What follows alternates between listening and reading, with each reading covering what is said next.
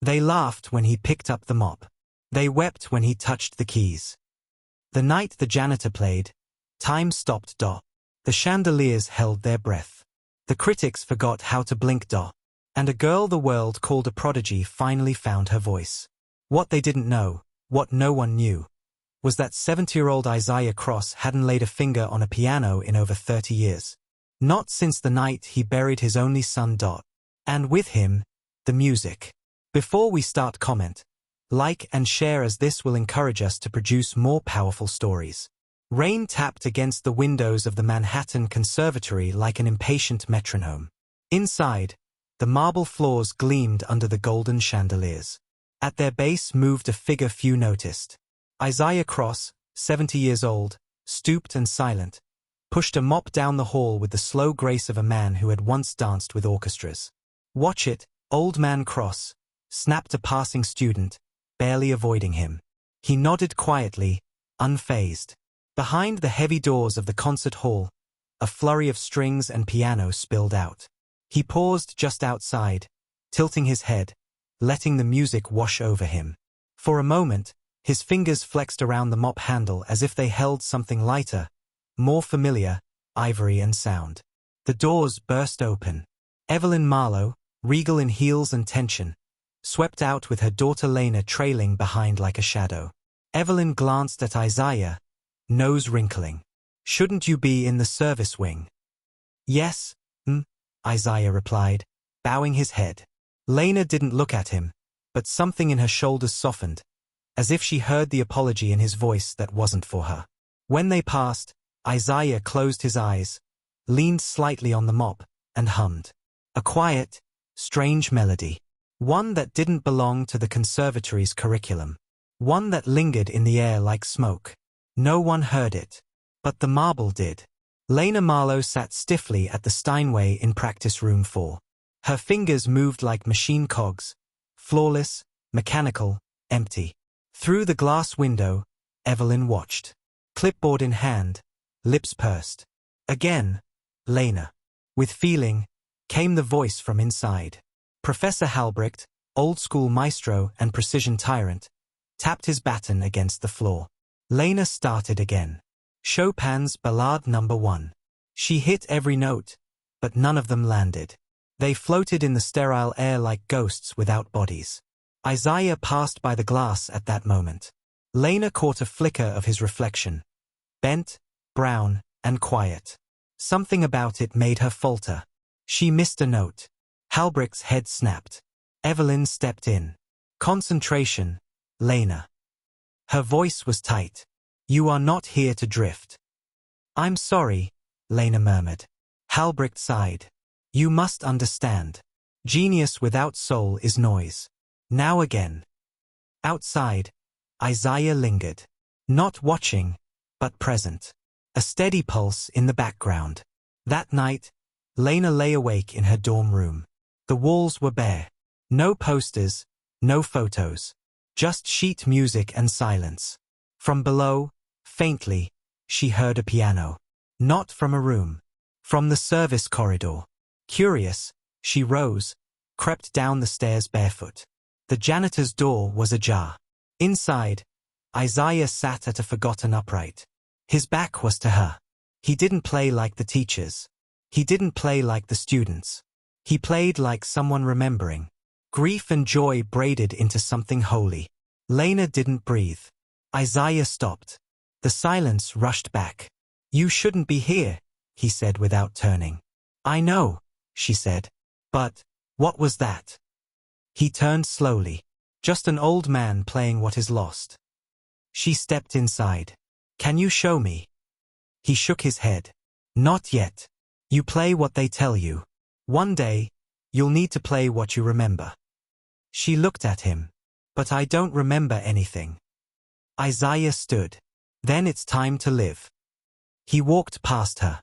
The music lingered in the air behind him like an invitation.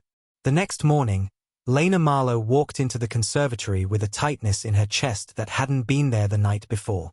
The grand piano in the practice room sat, as always, waiting for her. She had been on top of the world at one point. the child prodigy everyone said would change the face of classical music. But lately, the keys felt foreign, their elegance mocking her inability to connect. She sat down, fingers hovering above the piano, as if waiting for some invisible force to tell her where to begin.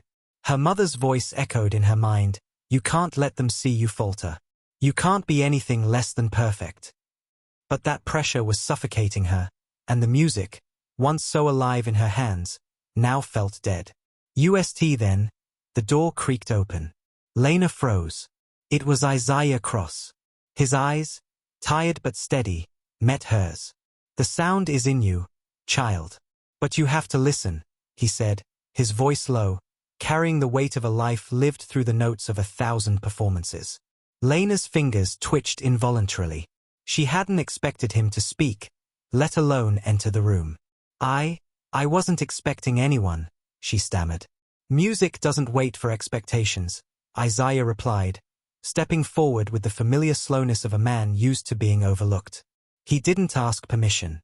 He just moved toward the piano and gently adjusted the bench, sitting next to her, his presence a quiet invitation. Lena began, but the words were stuck in her throat. What could she say? "I don't know how to play anymore." Isaiah studied her for a long moment, his gnarled fingers tracing the edge of the piano. When the music stops feeling like it comes from your heart, it becomes nothing more than technique. Lena's eyes shifted to the black and white keys in front of her. Her mother's words began to haunt her again, but she pushed them aside. She looked at Isaiah, the unassuming janitor with an aura of quiet wisdom. "Play," he urged. Lena hesitated, then pressed her fingers onto the keys. The first note was a tentative, shaky sound, but Isaiah didn't move. His gaze never wavered. Slowly, she began to play again, an aching, dissonant melody. It wasn't perfect, but it was real. Isaiah closed his eyes, listening. He didn't judge. He just let the music breathe, feeling the raw emotion behind it. When she finished, she looked at him. "Why aren't you judging me?" she whispered. Isaiah's eyes met hers again, unblinking. "Judging you? My dear, I'm only waiting for you to listen to yourself." Lena sat there, stunned, as the sounds of her own music began to seep into her heart once more. A week had passed since Lena Marlowe first crossed paths with Isaiah Cross in that dimly lit practice room. Each day, she found herself returning, playing more freely, her fingers finally surrendering to the music instead of forcing it. She'd found a rhythm again, not dictated by the expectations of her mother or the glare of the conservatory's elite. But still, there was a part of her that couldn't shake the sense that something was missing, something she wasn't seeing. It was an overcast morning when Lena Marlowe arrived at the conservatory. She moved swiftly through the halls, ignoring the whispers from students and staff alike. Lena had been practicing more than ever, her focus sharpened since that strange encounter with Isaiah, but Evelyn could see it in her daughter's eyes. There was something different, something that made her uneasy. When she reached the practice room, she opened the door sharply, startling Lena, who was at the piano, her fingers trailing over the keys as if listening to something only she could hear. "Lena," Evelyn's voice sliced through the air. "You're wasting time. You need to prepare for the gala. It's not just about playing well anymore. You're supposed to perform flawlessly. You can't afford to let anything distract you." Lena's hands froze on the keys. Her mother's words hit her like a wave of cold, reminding her of everything she was expected to be. Perfection. Success. The best. "I know," Lena said softly, the weight of her own uncertainty seeping into her voice. "You'll be fine, just focus," Evelyn insisted. "I've already talked to the sponsors. They're expecting you to dazzle. Don't disappoint them." As her mother turned and left, Lena's heart sank. She returned her gaze to the piano, but the keys felt heavier now, filled with expectations she couldn't shake. Isaiah's words echoed in her mind. "You have to listen." Her fingers began to move again, though she didn't play the piece she had been preparing. Instead, her hands, without thinking, began to shape a melody that was entirely her own. It was slow at first, fragile, as if she were reintroducing herself to the music. But as the notes grew, so did the emotion behind them. Isaiah had told her that the music came from the heart, not from the expectations of others. But here, in this room, the weight of her mother's demands still pressed down on her. The door to the room opened, and Isaiah stood there, watching her. "I've been waiting," he said, his voice calm, knowing. Lena stopped playing, her chest tight. "I can't do it," she confessed, her voice breaking. "Not like they want me to. Not the way they expect." Isaiah crossed the room slowly, sitting beside her at the piano. "Then don't." Lena turned to him, her eyes desperate. "What do you mean? How can I just not?" Isaiah gave her a small smile. "You can't force what isn't yours. The performance you're preparing for? It's theirs. It's not yours to claim. But the music." He gently placed his hand on the piano's edge. "That's yours, Lena. And no one can take it from you." For a long moment, Lena sat in silence, the music in her head slowly aligning with the truth of Isaiah's words. Then, she placed her fingers on the keys, letting the notes flow without restriction. Her fingers danced over the piano, not forced, but flowing, like a river finally finding its course. She had found her sound. And for the first time in months, she played like she was truly free. The grand ballroom of the Manhattan Conservatory gleamed under the crystal chandeliers, a sea of well-dressed students, sponsors, and patrons. The atmosphere was thick with expectation, the hum of nervous energy palpable as the gala was about to begin. Everyone was seated, waiting for the evening's performance to unfold, a spectacle designed to showcase the best and brightest of the next generation. Lena Marlowe, dressed in a sleek black gown, stood by the piano, her fingers nervously brushing against the smooth surface of the keys. Her mother, Evelyn, stood just behind her, a tight smile plastered on her face as she spoke with potential sponsors and other influential figures, her eyes constantly flicking to Lena, scrutinizing her every move. Lena could feel the weight of those eyes, the pressure to perform perfectly. Every gesture, every breath, was measured. And yet, despite the meticulous planning, something felt off. The music that had flowed so freely in the practice room with Isaiah now felt like a barrier, stifled by the eyes of the crowd. Her hands trembled, and she swallowed the lump in her throat. "Lena," Evelyn's voice sliced through her thoughts. "Focus. You've practiced for this. Don't let anything distract you." Lena nodded, but the words felt hollow. She wasn't just playing for herself anymore. She wasn't just playing for the love of music. She was playing to meet expectations, hers, her mother's, and the conservatory's. As the moment neared, the host announced, "And now, we have the privilege of hearing the next prodigy, Miss Lena Marlowe." The crowd applauded, and Lena forced a smile, stepping toward the piano. The spotlight flickered on, and the room fell silent, save for the rustle of silk gowns and murmurs of anticipation. Lena sat at the piano, her back straight, her heart pounding. She took a deep breath and let her fingers hover above the keys, ready to begin. But as her hand came down, something within her shifted. She felt Isaiah's presence, his calm, his belief in her. She remembered his words, "The music is yours. Play it for yourself." Without thinking, Lena closed her eyes, her hands landing on the keys with a gentle, deliberate touch. She didn't play the piece her mother expected. Instead, she let her hands guide her, following the music that had started in her soul, the melody that she had learned to trust in the quiet moments with Isaiah. The crowd held their breath, the music filling the room like the first light of dawn. It was slow, it was tender, and it was raw. Each note resonated with the vulnerability she had kept hidden for so long. There was no perfection in it, not in the way Evelyn wanted, but there was truth. As the last note echoed through the room, a hush fell. Lena opened her eyes, her breath coming in shaky gasps. She had done it. She had played not for anyone else, but for herself. For the first time in her life, the applause that followed felt real, felt deserved. The audience stood, clapping, cheering, moved by the raw emotion in her performance. But all Lena could focus on was the faint smile on Isaiah's face as he stood at the back of the room, his eyes filled with pride. Evelyn's expression was unreadable, her lips tight as she clapped mechanically, but something had shifted. Lena had finally chosen the music that was hers, and nothing could take that away from her.